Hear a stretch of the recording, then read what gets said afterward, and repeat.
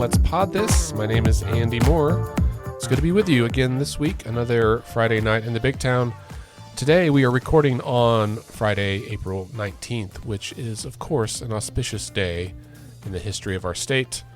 Our thoughts, I said this in a meeting today, our thoughts are with everyone who was impacted by the Oklahoma City bombing in 1995 and still today.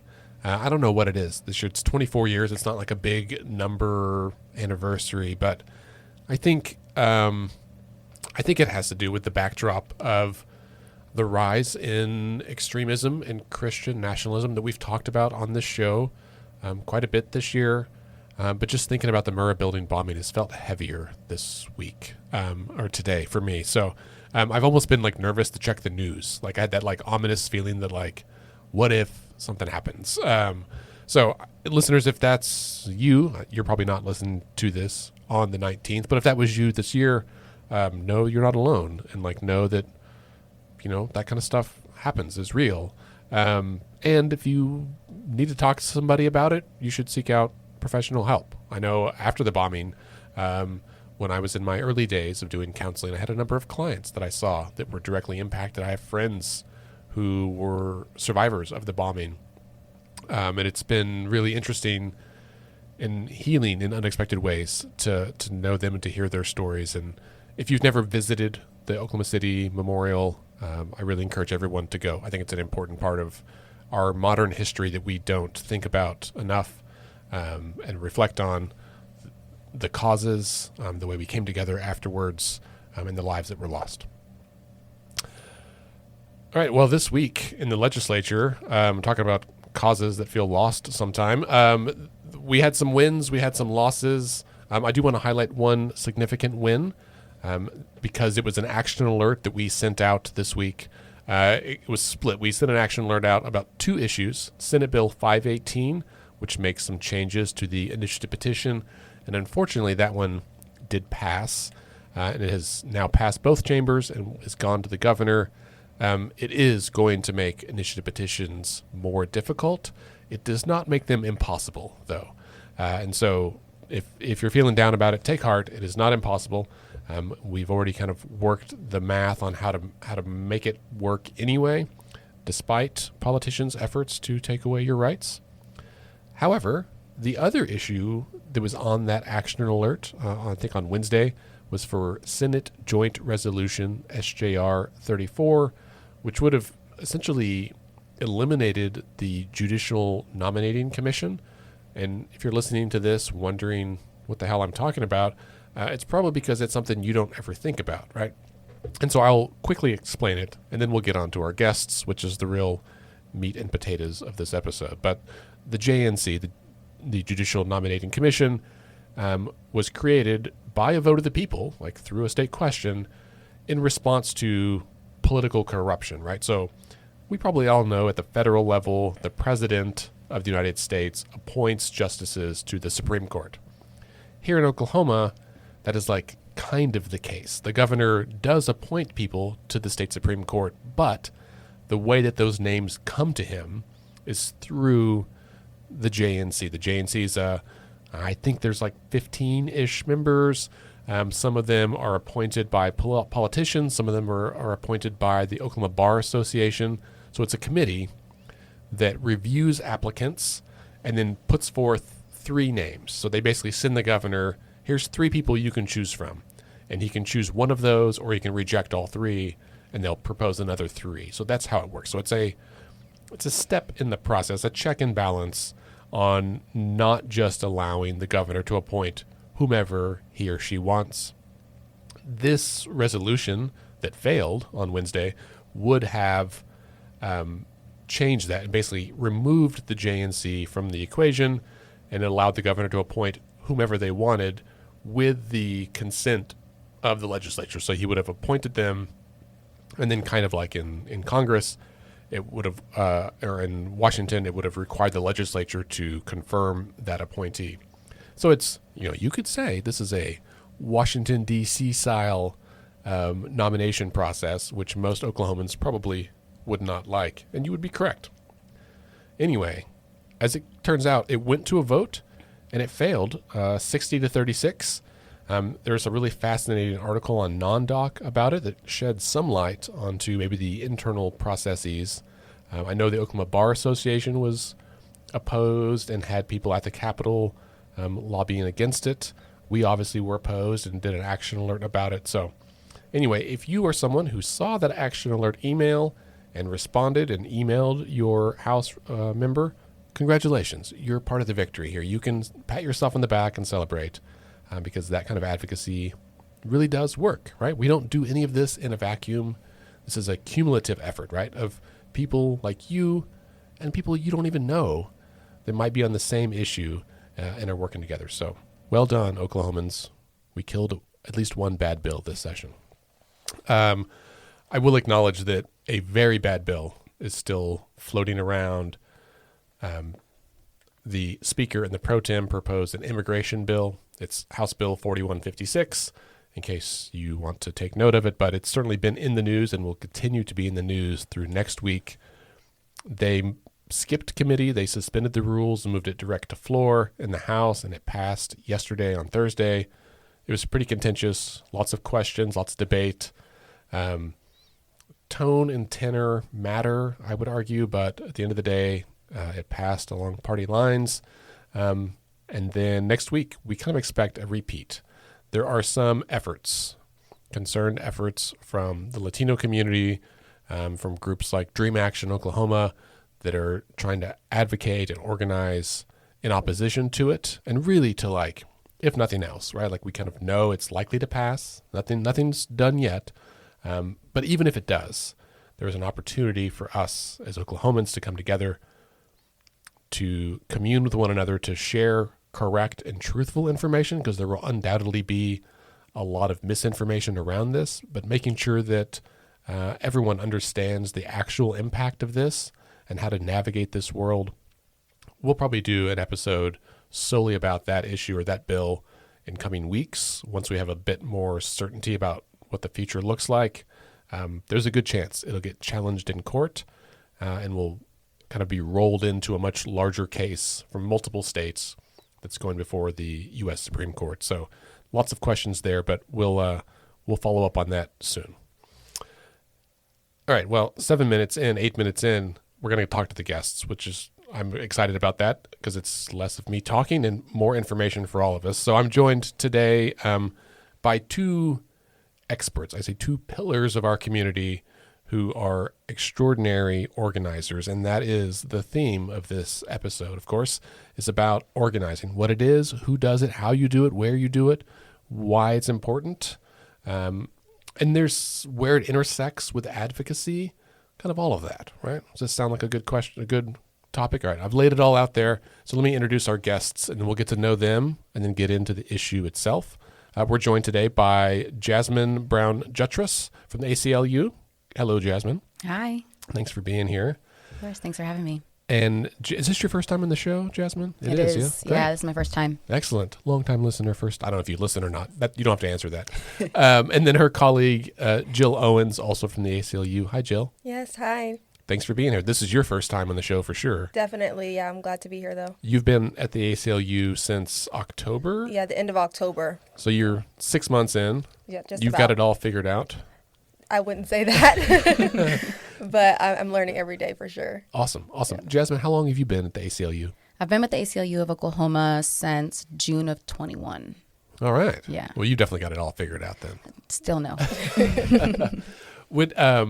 So I'd like to get to know each of you a little bit more deeply. So Jasmine, since I'm already talking to you, we'll start here. You've been at the ACLU since 21. How did you get there? Like, what's your background? Mm-hmm. Where'd you go to school? Where'd you grow up? Was politics something you cared about? Yeah. So when you add the where'd you go to school, where'd you grow up, that's a different conversation. But definitely one that is needed to really understand kind of like where my organizing experiences come from. So I have kind of lived all over the country, but I did grow up and I was born and raised in Rhode Island. Really? So, yeah, I grew up on the East Coast. And when I was about in middle school, my family moved us to Arkansas to take care of my dad's grandfather. Okay. And so I actually finished middle school and all of high school in southern Arkansas, a really small town, like 800 people. My class wow. was like 26 people. Yeah, very small. What's this town? Hermitage, Arkansas. Okay. Yes. I have some relatives from northwestern Louisiana, and that, 20 miles either side of the border tends to have a lot more homogeneity than it does like across the same state. It really does, because like the county that I grew up in is actually bordered to the state of Louisiana, but you can't get there. You have to go through the woods, you know, right. like so. But yeah, it is so true. Like the communities in the sense of culture is very similar. Yeah. Yeah. Fascinating. So from Rhode Island to southern Arkansas. To southern Arkansas. And no, I was not engaged at all at that time in life. Like my family was always like vote during a presidential election and complain about like kind of like how bad things are, but never was really introduced that there were solutions or like that there was something that we could do about that. And to be quite honest, wasn't paying attention to it. Though I did find an interest in like student body government at that time, and like found an interest in like group work kind of thing. And I had this one teacher in high school who swore I was going to be a politician, and I hated that word ever since. Sure, I was right. like, never me. And they were really close, but just missed it a little bit. Right. And so, yeah, so after graduating, I actually moved to Oklahoma in 2013. I moved to Goodwell, Oklahoma, in the panhandle of Oklahoma, to Oklahoma Panhandle State University, which is where I have gained 2 bachelor's degrees, one in music education and the other in music performance. So nothing to do with politics still at this point. I had a dream of being a band director. All right. I wanted to teach band kids how to just have fun and to just grow into their instrument. And like that was just something I loved. And I thought nothing could pull me away from that until I got to OPSU.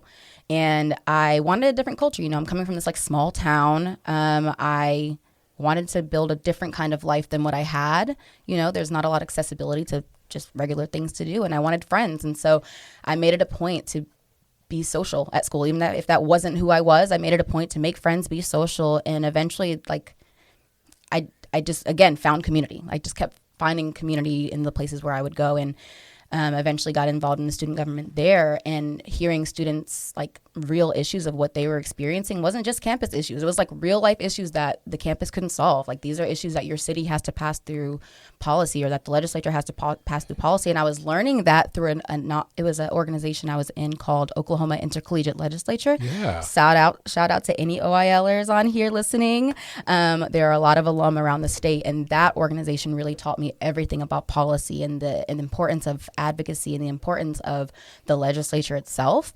And I really was learning from this like group of folks who knew everything about the process. And I was going back to the panhandle where everybody was complaining about like how terrible it was, and they knew nothing about the process. And I'm like, well, did you know that there's things we can do, and we can start doing it here on the campus first?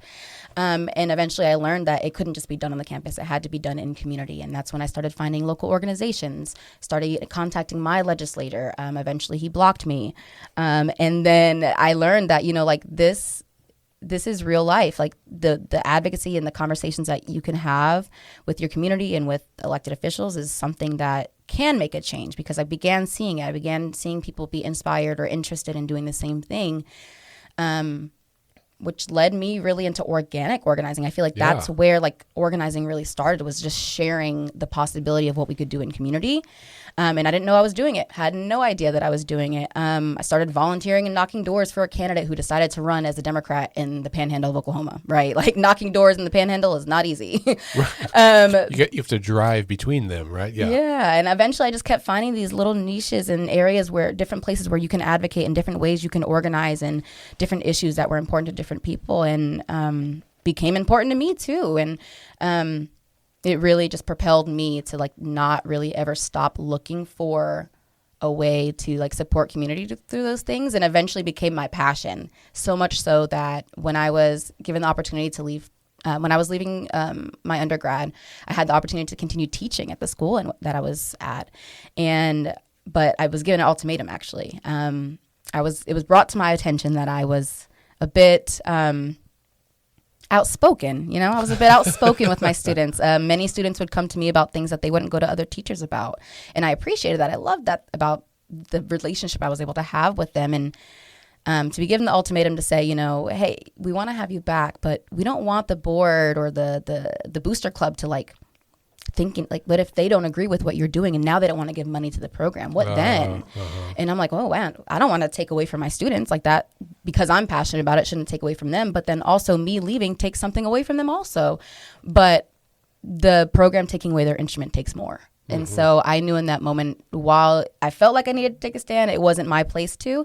And that was when I moved to Oklahoma City. And I said, I'm going to give myself a year. If I was willing to walk away from this degree that I just, career in these degrees that I just got, I owe it to myself to really try to figure out a career in advocacy and whatever that is. And so I started volunteering with Young Democrats of Oklahoma, other candidates in the metro area, going to networking events, anything where I could just learn about what mattered to Oklahoma City people and find a community. Yeah. And I've kind of been doing that ever since. What a tremendous story. Jasmine, I've known you for a few years and had no idea about any of this, and I'm already super fascinated. And I'm so excited to have this conversation about organizing because I have the privilege of looking back through your life without living it, and I can see that thread, right? From choosing to, I like that you said you wanted to have experiences and have community and experience something different than a small town. And so you moved to a slightly larger town, just way far away. I had helicopter parents. Right. And so, that's a good way. Leave me alone. I'm moving to the middle of nowhere where you can't get to me. Yeah. And I was never in band. The only thing I can play is the radio. And so but I have friends who are or were, even my kids now. And I know that there is something about that community that is special, right? That I always wished that I had.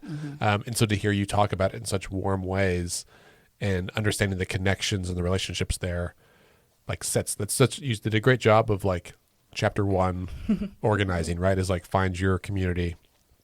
That's great. Okay. Chapter 2 is about Jill. And then we'll talk about the issue at large. Jill, what's your story? How did you end up at ACLU of Oklahoma? Sure thing. So I grew up in Tulsa, Oklahoma. So I identify as an Oklahoman, although I was born in Princeton, New Jersey, and stopped in Houston, Texas for a little bit. Two coastal elites here, I see. Right. Stopped in Houston, Texas, but I started kindergarten in Oklahoma, and so it's home to me. And I would definitely say for me, it really all started during sort of early adolescence, preteen years. I was very interested in racial justice because during that time, that was, I think it was around 10 or 11 when Trayvon Martin was killed and the Black Lives Matter movement kind of started, and I was very engaged even at a young age. I remember sitting on the couch with my dad and watching the news, and I was angry and I had opinions about it, and I guess to the point where my dad, who is a pastor and who's also very engaged in racial justice work and social justice work, he kind of saw that in me, and so when I was a freshman in high school, the summer after my freshman year of high school, he sent me to a camp. And this camp, they don't tell you what you're going for. They just say it's a summer camp. And it's held by OCCJ, Oklahoma Center for Community and Justice, and it's called Camp Anytown, and it's basically a social justice camp. And when you get there, you get a crash course in all things social justice. You have the most diverse group of kids that are about high school aged, and that changed my life and it opened my eyes. And so here I am, a ninth grader, with all of these opinions and experiences and just a deep understanding of injustice that I felt like nobody at my age really had.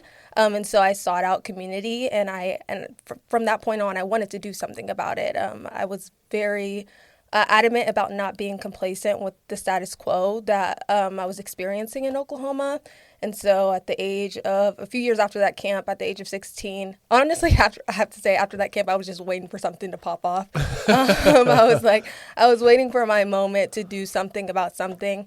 And then I think it was about 15 or 16 when a Black man in Tulsa, just a few miles from where I lived, Terrence Crutcher, was killed by the police, a police officer, and was racially profiled as a big bad dude. And so that was another inciting moment for me in my journey to organizing, was that this person who was a member of my community was ultimately victimized by police brutality and just the oppressive force of racism. And so here I am again, 15. Everybody around me is upset about it, but especially people my age are a little bit apathetic in their approach. And so I said, I'm going to organize a demonstration. And I wanted to make a little bit of good trouble. And so I was 16. I think it was in honor of the year of his passing. I asked everybody to, I made a post on social media asking everybody to take a knee with me. This was also in the Colin Kaepernick era. Yeah. And so I asked everybody to take a knee, and I was like floored by the response. I had a small, like maybe 300 person following on social media, and news media outlets were reaching out, trying to talk to me. And it was a really overwhelming experience. But I think the main thing about that particular thing was that I realized that people were interested, and that organizing was something that people paid attention to, especially in those big moments, right? I'm not talking necessarily the day-to-day. It took me a while to get to like becoming a day-to-day organizer and doing it as my work. But at that moment, I was kind of engaging with each like major event, mostly around racial justice. But I definitely would say this sort of continued through college. I just graduated from the University of Oklahoma last May. And so I definitely think I grew as an advocate and organizer, even though I didn't realize I was growing in those ways, just through leadership positions and campus organizing. And I also came to OU on the heels of the racist SAE song that I think that was like a year before I got there. And so I was very apprehensive about going to the University of Oklahoma. And while over the course of the time that I was there, we experienced, several other racist incidents, especially with people saying the N-word, or professors specifically. And so participated in sit-ins there, and also just in my leadership positions, one of the main things that I was really focused on was making the Black student experience at OU something, or making sure that Black students experienced equitable resources, because after my freshman year at OU, I realized that so many of my friends, Black students, were not coming back because they didn't have the resources financially or the support, to get through the first year in return. And so a lot of my efforts in advocacy was around just making sure that Black students that came to OU could stay at OU. And so that was a big deal for me. And then after undergrad, or during my last year of undergrad, I decided I wanted to go to law school. And I applied, got into a few schools. I was set to go. And then maybe a week before my graduation, I said, I'm not going this year. I'm going to go, but not this year. And I said, I'm going to take a gap year. I just want to have a clear path and know more about what I want to do. And so I decided to take a gap year in May. Most people that take a gap year plan to take a gap year. I had no idea what I was going to do. And my parents were like, well, you're cut off still. You got to get a job. And so I took a little time off in the summer and then started looking for jobs. And it was actually a law school, pre-law page that I follow that listed a group of organizations that were good to apply to if you do ultimately want to go to law school, or good to work at if you do want to ultimately go to law school. And so ACLU was obviously one of them, and I wasn't very engaged in what the local affiliate had going on, so I looked them up, and then I saw that they had an opening for something called an organizer, and I didn't really know what that was or what that meant, but I read the job description and I said, I have been doing most of this, and I can do the rest of this, I think. And so I would say from there, the rest is history, and I've gotten to learn a lot. And it's actually funny. One of the other experiences that I had was I was able to work on the Greg Robinson campaign in Tulsa, summer of 2020. It was a mayoral campaign. Right. And so I had actually met Jasmine before. And so it was kind of like... Serendipitous. destiny. Yeah, exactly. It's She very came to a serendipitous. Canvas training for Greg with us. Yeah. Exactly. Oh, nice. Exactly. And I knocked doors for the first time when Jasmine had organized that effort. So when I saw her, I was like, we know each other from something. And when we put two and two together. And so it just seemed right. And so she definitely has helped me to see that the ways in which I have been organizing, and I just wasn't really aware of it. So I'm definitely still learning, and I'm working on putting a solid definition together of what it is to be an organizer. But I definitely think it's something that I'm growing into. And I think it's one of those things, if you have the heart for it, and you want to do something about it, that you can definitely engage with it for sure. So dope already. Like, if y'all, Jill's not old enough, but like, if you all want to run for president, like, we can put it together in a hurry. We need y'all on the ticket this year, I think. I think organizers make the best elected officials, in my opinion. 100%. 100%. Well, Jill, you kind of alluded to this, and just what organizing is. And before we started recording, we were kind of chatting about this, that most of us, like, think we know what it is, but if you ask someone to define it, then everyone stumbles a bit. As two organizers, if someone asks you, I'm asking you, how do you define, like, what is organizing? How do you describe it to people? Yeah.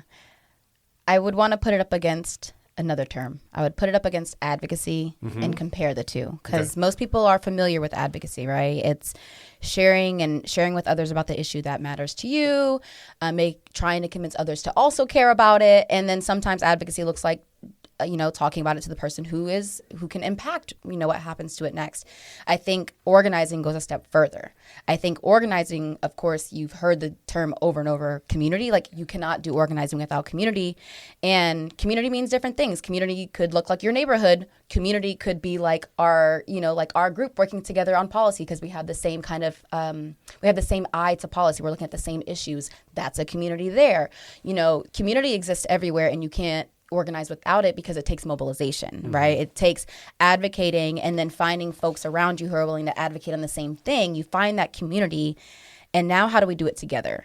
And I think for me, that's the base of organizing, is community, mobilizing each other together, and understanding that there's an understanding in organizing that it's not a means to an end either. Like, recognizing that organizing is not, organizing doesn't bring the solution tomorrow. Right. Organizing brings the solution way down the line. Right. When it's time. And, like, there's value in organizing for organizing's sake. Building. So, Jasmine, what I think I hear you saying is, like, for you, the core activity of organizing is, like, relationship building between people who may or may not be the primary decision maker.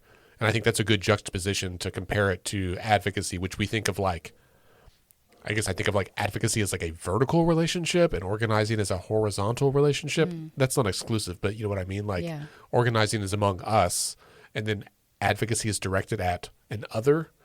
I think that's problematic framing for lots of reasons, but that's probably why we have some of the problems we have. Okay, that's really helpful.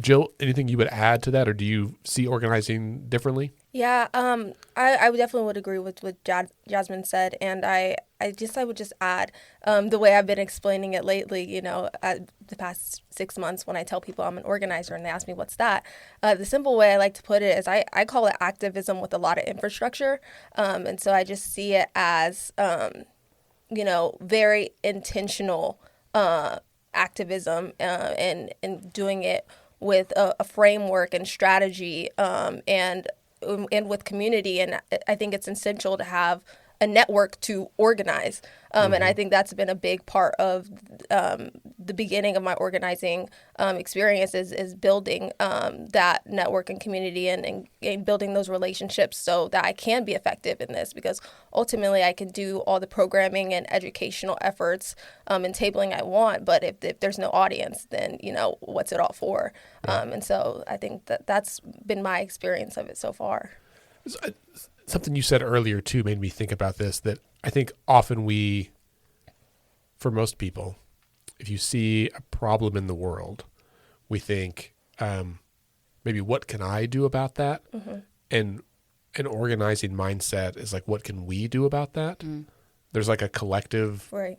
element, and maybe in that. I feel like that's definitely a culture of organizing. Okay. I feel like that's definitely a culture of organizing, is understanding that we. And I think it comes from that, like, understanding that you can't do it without a network. You can't do it without a community. You can also advocate together within a net. Like, I feel like you can advocate and have a community, right? And not be organizing. Like, you could be advocating together in community and you just show up together and have like a conversation within each other, right? That's advocating together. That's group conversation. That's community building. That's a form of organizing and advocacy. It can be both, right? But I do think that it can be both, but I think that organizing, I love the way you compared activism to it, because I remember when I first started calling myself an organizer officially, right? Like when I first claimed that title, I used to get so mad when people would call me an activist. Oh my gosh. Oh, right. Especially in 2020, like when we were protesting in the streets every day on the front lines, like, oh, activist Jasmine is leading the front. Like, because it's like saying you're a radical. Yeah. Right. Like, I'm not just out here yelling. I feel like you are so right. It's activism so much more, but so much more. It's like activism with action and with strategy and with planning. Like, you're so right in that. And I feel like that was like a turn too. Like, people started calling activists like organizers activists, and then slowly it started changing, and people started recognizing, okay, these are organizers and these are activists and these are advocates. And it's really cool to see it develop and grow.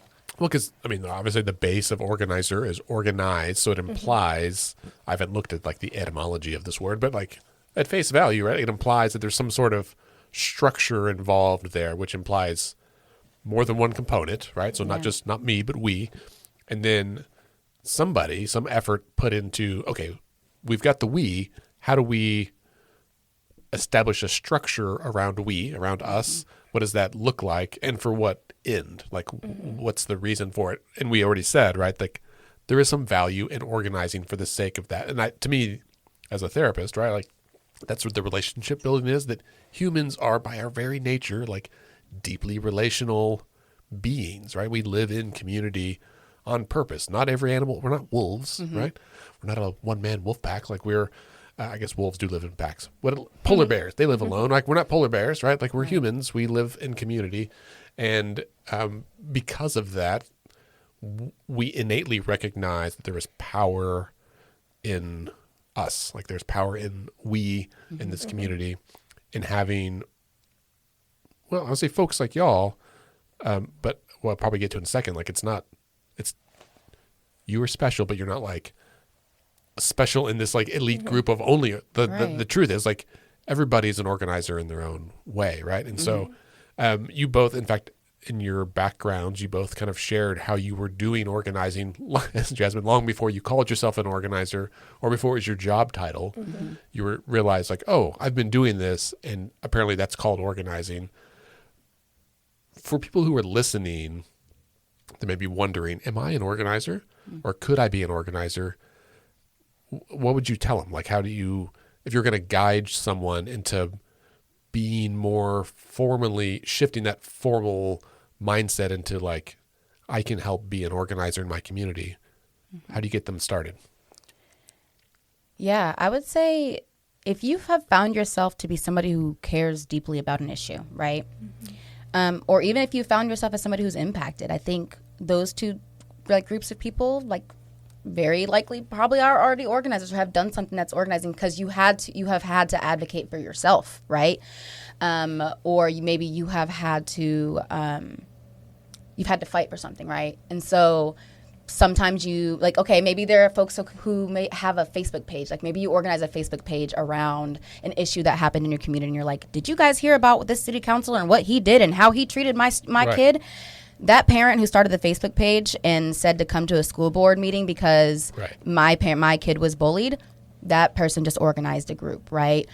Now, there is definitely like formal training that is important to have, like, to get into the profession, but everybody, like, anybody can be an organizer. Anybody can be an organizer with the intention behind their advocacy. I totally agree with that.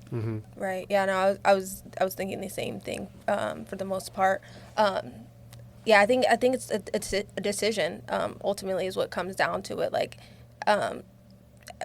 deciding to take that step from like activism, where it's kind of like led by those or those moments where emotions are really high, I feel like, and deciding. I think the transition from activist to organizer is a lot from, or has a lot to do with doing it in the day-to-day too. Because like Jasmine was saying, you like that Facebook group that parent organized, that was organizing, but to be an organizer, I think, is also a commitment to the work in those, in the downtime, in the time where not everybody's paying attention. It's not summer 2020, but you're still doing the work, and I think that's a big part of organizing as well. Right. That's funny.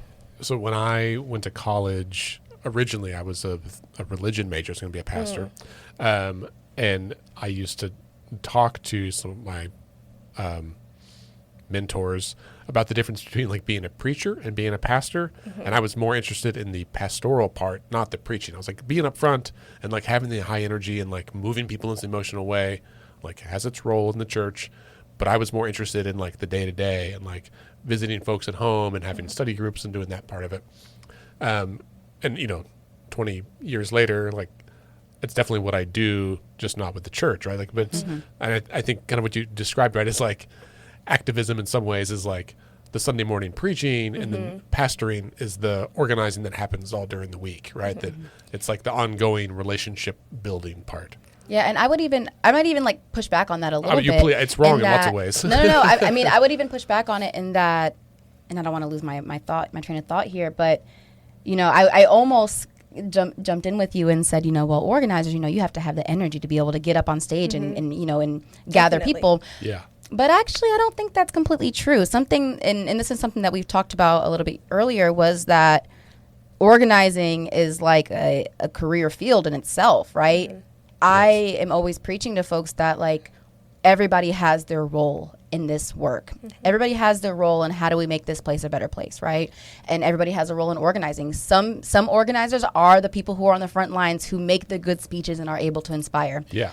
But there's also digital organizing. There are people who are running texting campaigns and phone banks and peer-to-peer programs and hosting conversations on podcasts and like there's a whole digital organizing community too. So like, or maybe you're not somebody who is like the talk, like you don't want to be the talker, you don't want to be on that side. There's also work for that. Do you know how much of a need there is for like data organizing? Like, yeah, like there's so many places to fit in as an organizer, but I do say it does take a love for people, right? And a love for connecting with people is something that you need to have. You don't have to be the one that wants to talk, but you do need to have that love for connecting people. Yeah. That's a good point. That's a really important point, right? That like we probably think of organizers as being a certain type of person and certain type of work. Like they're the ones in the coffee shops or in the community centers, and they're having these meetings and town halls and like book clubs or whatever. But there's other aspects to it that are just as important, right? That we have to meet people where they're at, and however you do that. Jill, you mentioned creating a social media post, right? That's how Let's Fix This got started. I was mad about the state budget. I made a Facebook post and people showed up. Right. And someone called me an organizer and I was like, I don't know what you're talking about. Yeah. Like, we just want to fix the budget because like people are dying. Like this, why does that have to be a job? As it turns out, like, it really should be a job for a lot of people. Like we need a lot more organizers doing this work, paid and volunteer, right? Everyone doing what they can to meet people where they're at.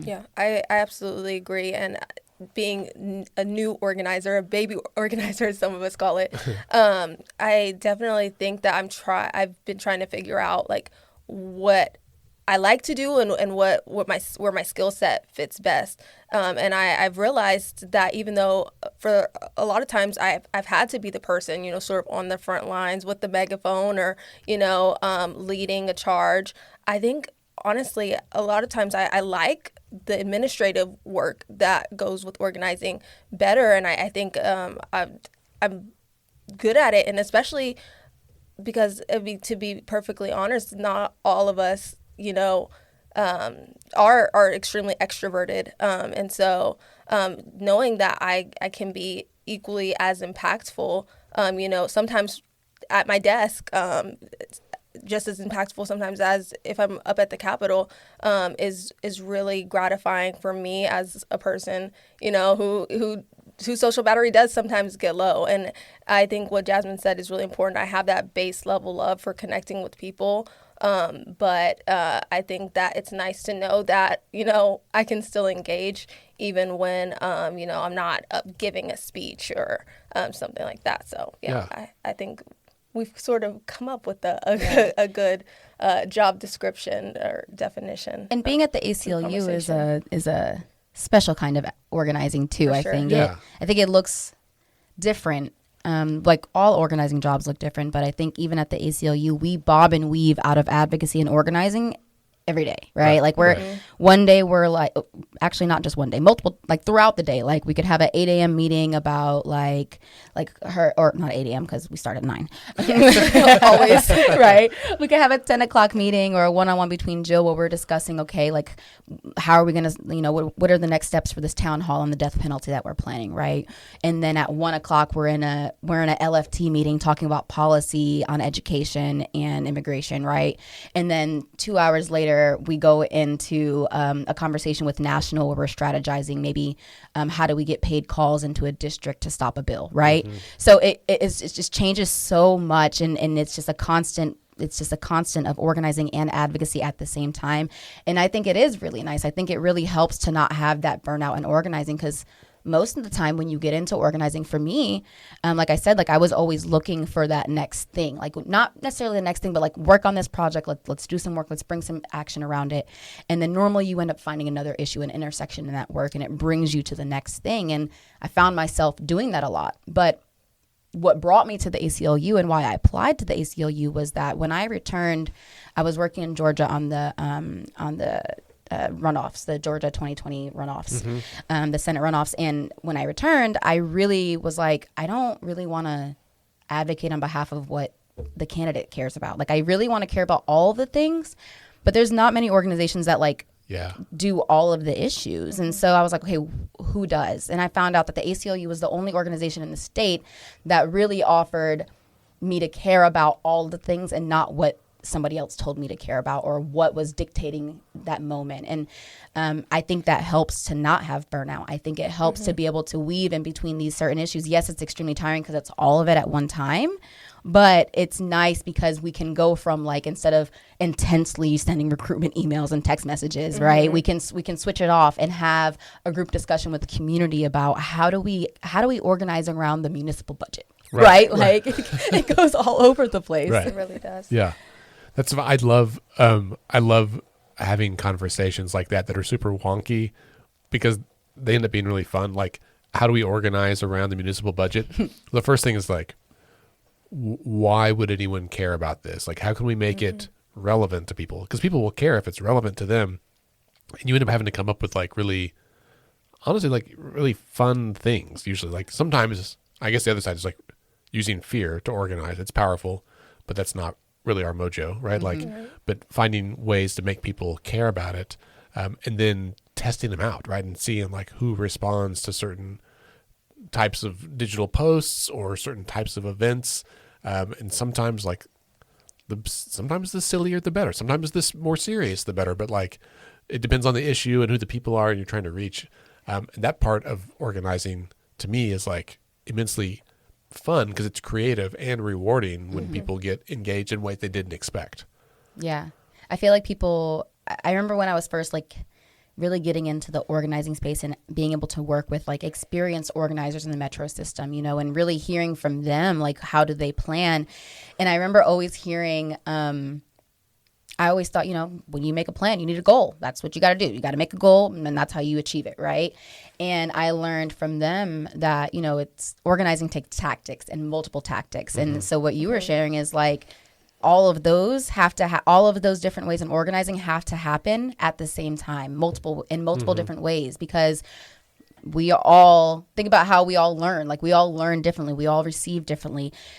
Me hosting a rally where we're yelling in front of the Capitol, isn't going to bring the 18-year-old server who just registered to vote. They're not going to come stand and listen to you scream at the Capitol. What you might need to do is figure out a way to organize around them to where it reaches them. Maybe we need to have maybe we should have a group conversation at a local restaurant, right? That's like during the hours when we know when servers aren't serving, like between 2 to 4. Come join us on your open shift. Let's talk about like minimum wage, right? So you have to really implement so many different strategies to be able to actually reach the populace, because if we're organizing in one way, you're not going to reach your goal. Right. And that's something that I've so glad to have learned from them all, because it's so true. Yeah. Last week, I guess last Thursday, I attended a marketing conference here in Oklahoma City. It was MarCon. One of my friends was the organizer of that event. And he's interested in politics as well. And I was telling him about CivicsCon that we'll be doing in the fall. And he's like, I want to come. I was like, great. He's like, you should come to my thing. I was like, okay. And I went mostly just to support my friend. And then immediately when I got there, I was looking at the agenda and I was like, oh, right. Like what we do is marketing. Like we're marketing democracy. And so I chose sessions like how to reach Gen Z. Like, oh, that's relevant to organizing, right? Like there was a lot of crossover there. And so he and I kind of had a debrief this week to talk about that. And it was like a eye-opening experience of like, we've done like a lot of organizing training and we'll continue to do that. That's super helpful, especially when it gets down to like tactics. But like one of those tactics is just like how to get the attention of the people you're trying to reach. And I would have never previously thought about like attending a marketing conference, which sounds like boring and dorky in a different way, but it ended up being like really useful. Like there was a session about how to use data to drive what you do. And I was like, oh, right. Like we know we should figure out like, even if it's like A/B testing in emails to see like who responds and then comes to our event. Like there's a lot of that stuff. There's crossover there. Another realization in that for me was that everybody has the potential to be an organizer in their own corner of the world in some way, right? Like Jill, you were talking about when you were in college and like that you were just looking for something to pop off, right? Like you were ready. And I know that there are people who listen to this podcast or volunteer with us to do voter registration who are like, have a gnawing inside, like an itch to do more, to do something, and they're not sure what to do. And so they're waiting for someone else to create something, right? So like, I know for Let's Fix This, I think ACLU does a great job of this. For Let's Fix This, we're trying to like create more opportunities for people to get involved. And my hope is that along the way, some people will say, oh, hey, I can do this. Or like, could I do like, I came to do voter reg with you here at the park, but could I do this at my own park? And you're like, yes, that's it. Like now we've got them and we've converted them so they understand that like they have agency and power to do that kind of stuff. I know you both had amazing stories and backgrounds, but do either one of you remember a specific like seminal event that was that click for you where you said, oh, like I can do this. I do have more power if I just apply myself a little bit. I'm thinking of a couple instances, but I want to see if Jill has any. I think they kind of, I shared a little bit. I think that first demonstration, the Take a Knee one that I talked about earlier, and getting that, the media attention, and honestly, the principal pulled me out of my classroom to talk to me about it and through it. And I think from there, I was asked to be on like the superintendent's advisory board. And so I think that like kind of taking that leap of faith and just, saying like, I feel a way about this certain thing and I'm going to do something about it, and I'm going to mobilize my community to also do something about it. I think the response from that for me was really empowering, and that's what made me want to continue to do it. And I think it also fueled me in those moments when I didn't have that, sort of response towards my organizing. When I try to organize, a few years later, a BSA meeting to talk about or talk to the financial center about, scholarships and loans and things like that. And, that's not like the sexiest thing to do in college or like, so, when I do organize things like that and it doesn't have the same response or turnout, I think you have to think back to those moments where you did get the response. And so for me, that was definitely like my inciting incident where it was like, I do have power, and my voice is effective, and the things that I feel strongly about matter to other people as well. And especially in organizing, you're not going to have the big turnout every time. Actually, I was in an interview, and I asked, one of the questions that I asked after was just for a piece of advice. And one of the people that was interviewing with me, who is also in the organizing and social justice space in general, she's like, hold on to the wins. Hold on to the wins, because they're few and far between. And she's also like, identify every win. She's like, if you go, I was talking about my passion for criminal justice reform, and she was saying, if you go have a conversation with a client that's incarcerated, and they tell you, they got to visit with a family member, like that has to be a win, even if everything doesn't go well with the rest of their case. So I think that was a few weeks ago when I got that piece of advice, and so since then I've been trying to just identify every win. And that also is what's empowering to me as an organizer, is that within each action that you take, I think you can identify a win, even if overall it's not this like big like blow up success or anything like that. Like not every day is gonna be advocacy day. Right. Not every day can be advocacy. Exactly. So yeah. That's a good answer. Yeah. Yeah. I think I kind of have like two thoughts on it. My initial thought was like, when I noticed that I can affect power, a lot of times it's reminded to me when I notice that I've affected like people, right? So like, I would say one of the times that I was really affirmed, I would say, of like the power that I had in my voice was in 2020. I didn't think anything of this moment. Like I learned about the power I had in that moment months later, actually. After it was like, it wasn't even a planned walk or a rally. It was like we walked from the east side all the way to the Capitol in 2020. It was like we walked, I don't know if you remember this, but we walked from Nappy Roots, and it was a huge protest, and it was very organic, which are my favorite. And we get to the Capitol building, and everybody arrives there, and there's this big crowd, and everybody's like, okay, now what? Yeah. There was no plan. Like I was, we knew we were going to have the group conversation. We knew we were going to send people to the Capitol, but there was nobody who took over after that. And so people, kind of started, saying things on the steps. And I noticed that was very fear mongering, right? It was like, out of fear. It was like, if we don't do this, we're going to do this. If we don't do this, we're going to do. And I wasn't hearing solutions. And if it's one thing that really bothers me is when people like strike fear in people's heart with no solution of how to remedy that for themselves. Right. And so I remember looking at my friend and I was like, should I say something? I feel like I have something to say. I don't know what it is, but I feel like I have something to say. It'll come to me. Yeah. Right, and my friend pushed me, and I was like, all right, so we're doing this, and it wasn't like my first time public speaking, but this is a crowd of strangers in front of the Capitol building who just, I don't know who's out here listening, right?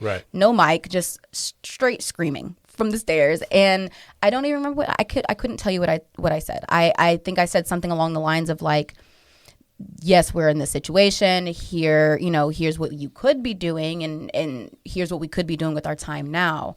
And I really can't remember any more than that. And a couple of weeks later, somebody came to me and they were like, I started like having people like, oh, you're that person from the Capitol steps. Oh, you're that person from the Capitol. You said this, and that really stuck with me. I've showed up to protest since then. And I was like, what? Yeah.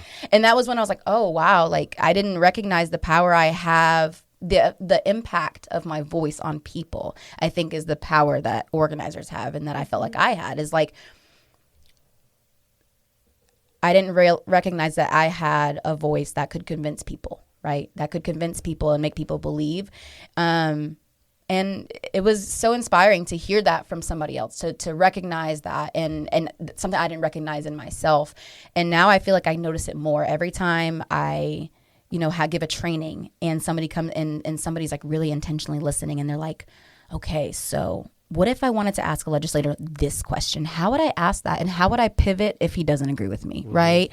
When people ask particular questions that I can see they're listening and they're engaging and they're like taking something from it, that to me is a sign of my power. Yeah.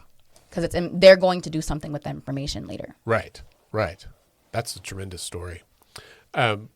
Jasmine, before we started recording, we were talking about Oklahoma and the organizing culture here and how it compares to some other states. And y'all have, some insight from a national perspective because you've got a national affiliate, right? That like you get connected with that not everybody has.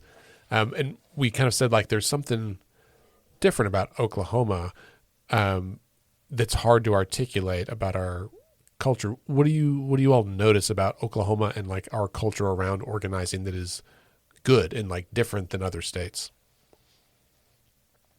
I don't know how prepared I am to speak comparing them or in comparison to other states, just because my interaction with other affiliates thus far has been, a little bit limited. But one thing I love about Oklahoma is how collaborative we are, especially at the ACLU. I love that we uplift like other organizations and we let other organizations take the lead, and we get to, sort of just use like our supporter base to like amplify what they have going on. I think one of my favorite things that I've gotten to do was the oral arguments for the survivors of the race massacre was a few weeks ago, and just sending out not action alerts, but sending out mass texts about that and making sure that we uplifted that on our social media was really meaningful. And one of like my favorite things that I've gotten to do at my job thus far. And, it wasn't headed up by the ACLU. I didn't have my hands like deeply in it, but I think that just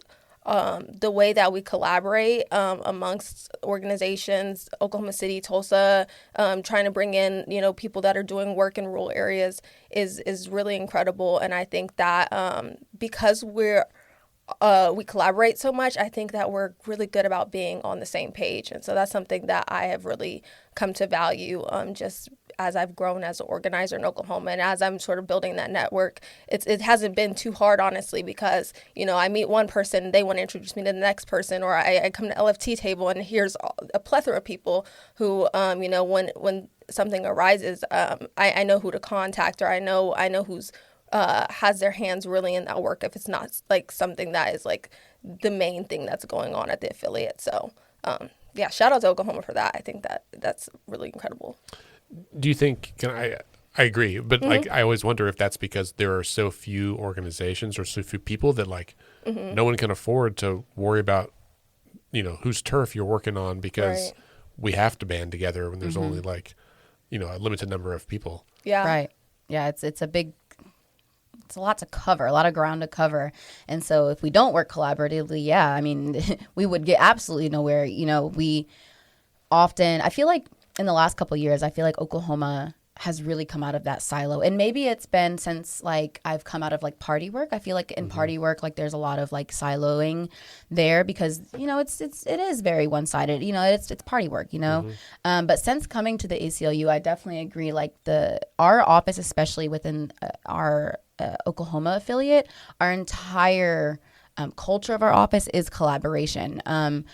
There's not many like nonprofits where you see the legal department and policy having regular meetings, or where, the development team looks to the organizing department to say, hey, what about this program? Like we've got an idea to look for some money, but what would you think would be the right program at this time for us, And the great thing about our affiliate is that we each look to each other as the experts on what we are, and which is, it's a small affiliate. Like it's like one person per department. We're lucky we have two in our department, like we're the lucky ones. Our legal department is much bigger, having interns, but most of our departments are, the director is the department. Right. And so to your question about like outside, as far as like nationally, like what does organizing look like? Within the affiliate, within the ACLU, organizing is pretty new to the ACLU nationally, actually. We really ramped this up in the 2016 elections when Trump really was it called for organizing. It was a clear time for organizing, and the ACLU joined at that time and has been putting organizing into different affiliates around the country, and is now formalizing it within the national level as well, and really growing. And it's great to see. But the affiliates are all doing something different. I mean, think about like the priorities, right? So like each of our affiliates have our own priorities for the year. So all of our organizing is going to look different. For example, in Michigan, their organizers are like canvassing and working on like state questions, right? Sometimes we do work on state questions, but at the same time, we're also working on policy. Or maybe you have another state that is really heavily focused on criminal justice reform. Like they are pushing for new reforms and working with people, right? So all the affiliates are doing different things. But I definitely feel like the organizing of the Oklahoma affiliate is doing a much more community-based and like community-first centered organizing. And I think that is different than many of the other affiliates, because a lot of the other affiliates are doing that really hardcore, like on the ground talking to voters, which is so important. But in Oklahoma, our need as community is within community. It's within that collaboration that like gives us that strength, and without it, it wouldn't be useful, which is why we really like the purpose of bringing organizing to the Oklahoma affiliate, which is new. When I was hired on in 2021, it was the first time we ever had an organizer specific to all of the issues at Oklahoma, at the affiliate. We've had organizers, like field organizers for campaigns we've done, but never just like an organizer to the ACLU statewide.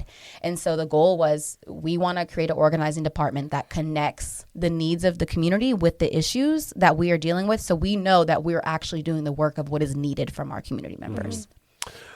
Well, and in saying that, you highlighted something that we didn't really dig much on earlier, but that organizing, like, obviously is imparting knowledge to a group of people, right? To your whatever group you're organizing or working with. But a huge part of that, like that happens before that we probably don't talk enough about, is the listening, right? To like hear from the community of what matters, what's going on with you, and helping say like, oh, well, if this is the problems you're facing, what if we talk around like what a response could look like, and then helping kind of build that response.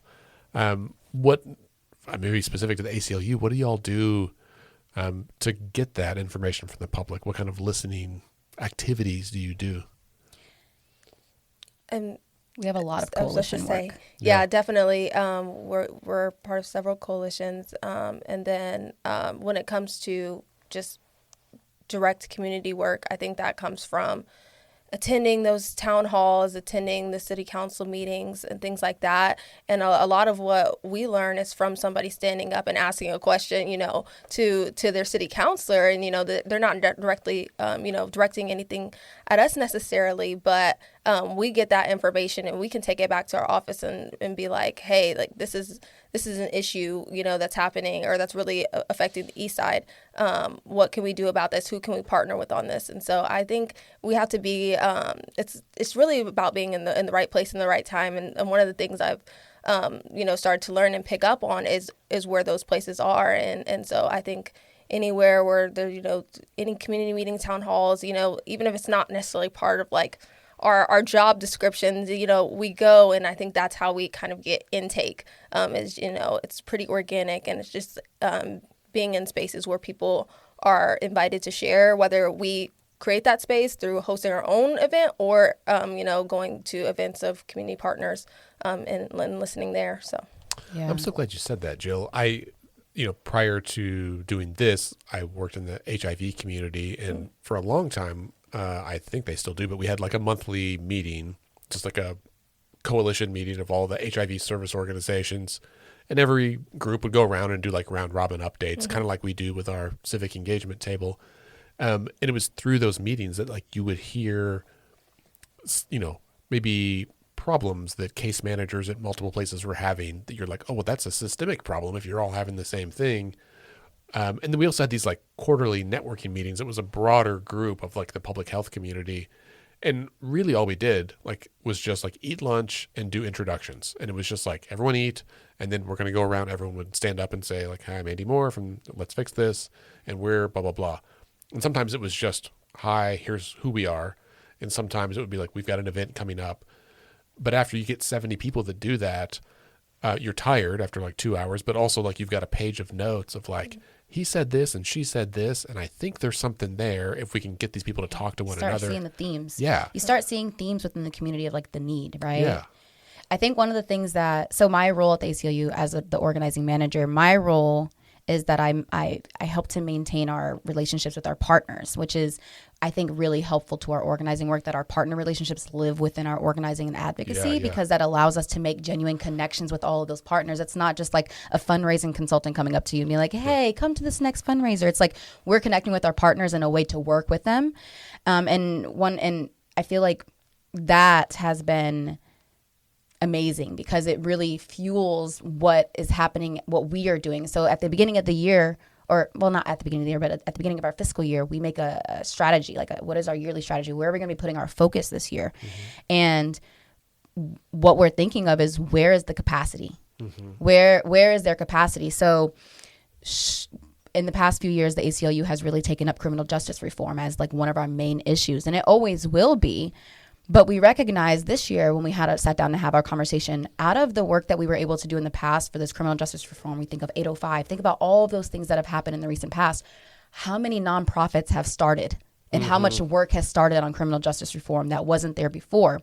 That means that maybe that doesn't need to be our highest priority, because there are people with funding, like you said, with money and time and resources to put into that. But where there's not enough people working on 2S LGBT work, right? Like we only have Freedom Oklahoma.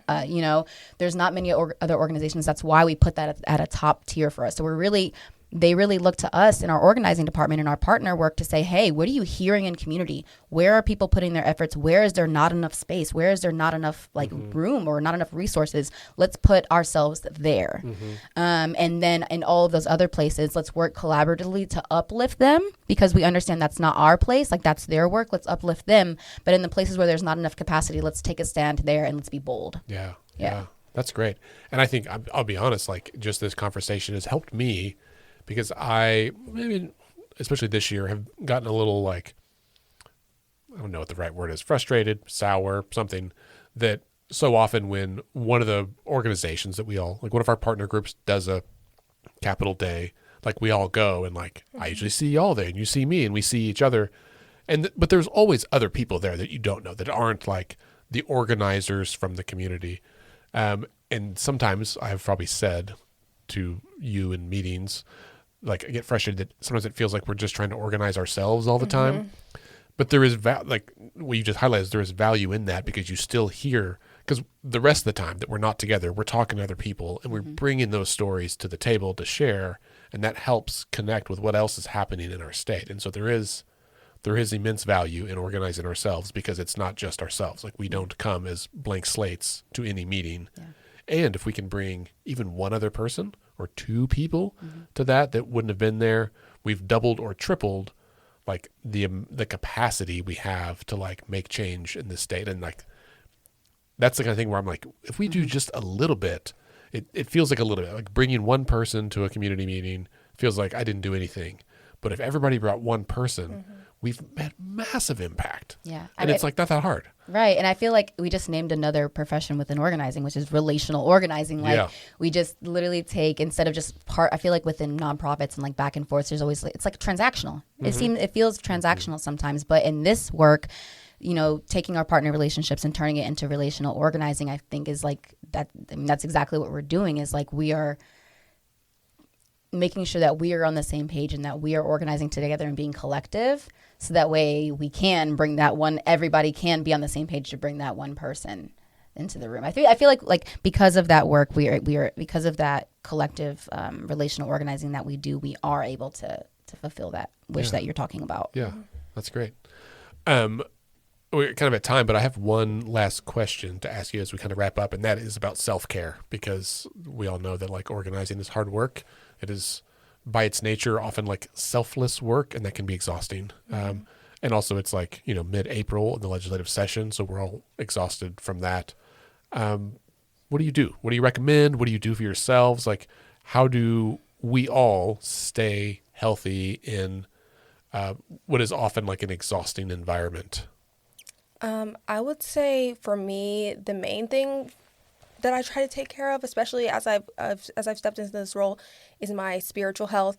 Coming into this as a person of faith, I definitely, it's difficult, especially when you see your same shared faith being weaponized to marginalize people, and people using, the same book you read and using it in ways that are completely against your values.